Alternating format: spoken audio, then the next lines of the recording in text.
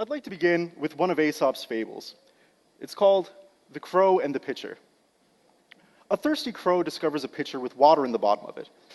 And try as she might, she simply cannot reach the water that's in the bottom of the pitcher to get a drink. Discouraged, the crow does not give up. Instead, she begins to gather nearby pebbles and drops these pebbles one by one into the pitcher. Of course, with each pebble, the water level rises slightly, and eventually, the crow can drink the water from the top of the pitcher. Now, Aesop would say that the moral of this story is necessity is the mother of invention. Keep that in mind for a few minutes, and we'll return to it momentarily. I'd also like to speak about creative thinking. And when I speak of creativity, I don't mean creativity only in an artistic sense.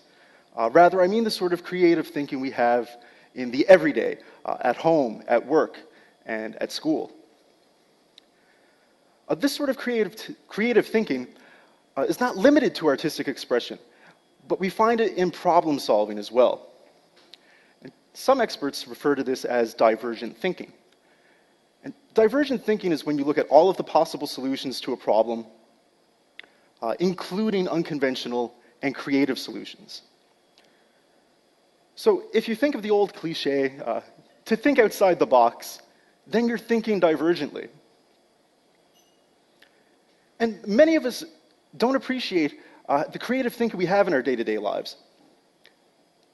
But at times, it's this sort of creative thinking that allows us, or can help us, when we're faced with adversity. Now, we encounter all kinds of obstacles, and we face obstacles every day, from minor to severe. At home, you think creatively every time you go to the cupboard, size up all the available ingredients, and try to come up with a plan for supper. We think creatively at home as well when there are 2 parents, 3 children, each fighting desperately over the use of a single bathroom. At work, creative thinking helps in a number of ways, but I like to think of creative thinking helping at work when I'd like to call in with an excuse so I can enjoy a sunny day off. At school, creative thinking helps in a variety of ways as well. From my experience, it's most helpful when you have to come up with original topics for assignments.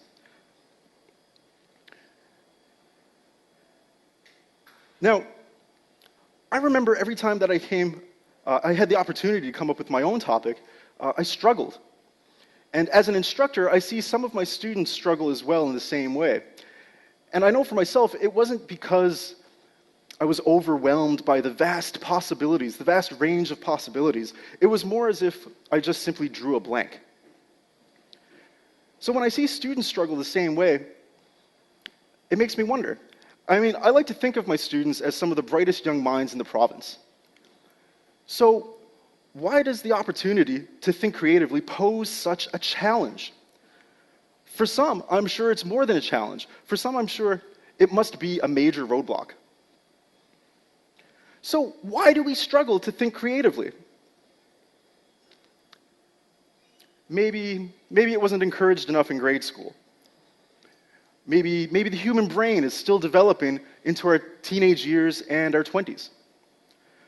Maybe it comes from a fear of having your idea or our ideas criticized and rejected. I don't know. It's a complex issue, and I don't have a definite answer. But as a further example, consider some of the adversity I face as an emerging writer. Now, you don't need to be a writer, an artist, or some other creative type in order to relate to this. I think if you've ever had a goal or a dream and you've encountered obstacles in pursuit of your dream, I think you can see what I mean here. Now, for a long time, I wanted to be a writer. I had an idea of what it meant to be a writer. I knew I'd have to start off with a manuscript and send that off to many, many publishers, hoping that somebody somewhere would like my work enough to pick it up as a project. And many writers like myself tend to think in terms of this traditional print publishing paradigm. And trying to break into that industry, well, it can be a nightmare. So even though I followed the guidelines, the publisher's guidelines, when I sent off my material, I received no response.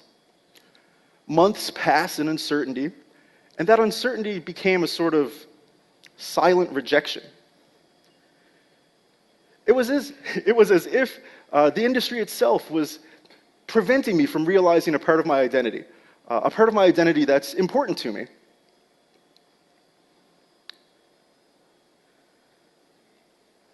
And this is the obstacle so many hopeful writers face. I could not think of how else to see my words in print because I could not think outside of that print publishing box. I was like a horse wearing blinders. I could only see the path that was in front of me, and I couldn't see any of the trails that lead off the beaten path. That is until I had a eureka moment.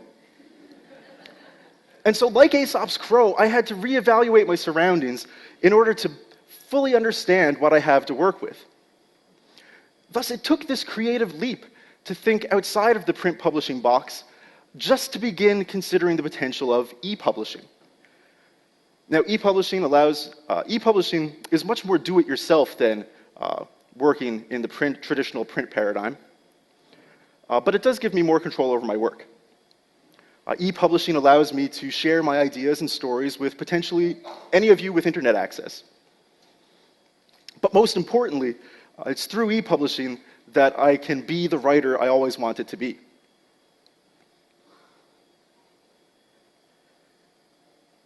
But again, creativity and this sort of creative thinking is not limited to artistic expression. Instead, it can be that spark that leads us to an unusual solution. Divergent thinking is an important quality, and we need to encourage it as future generations are educated. We need to make these eureka moments easier to have. We need to make these eureka moments more common.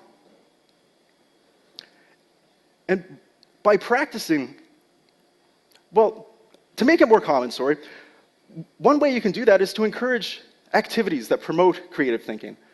Everything from brainstorming, questioning, reflection, meditation, writing a journal, playing music, painting, simply just playing.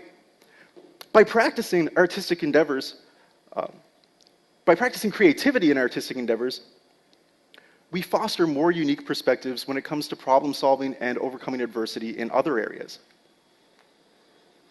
Now, to return to Aesop's fable about the crow and the pitcher, I disagree with Aesop. I don't think the moral of the story should be necessity is the mother of invention. Instead, I think the moral ought to be creative thinking provides the solution. Thank you.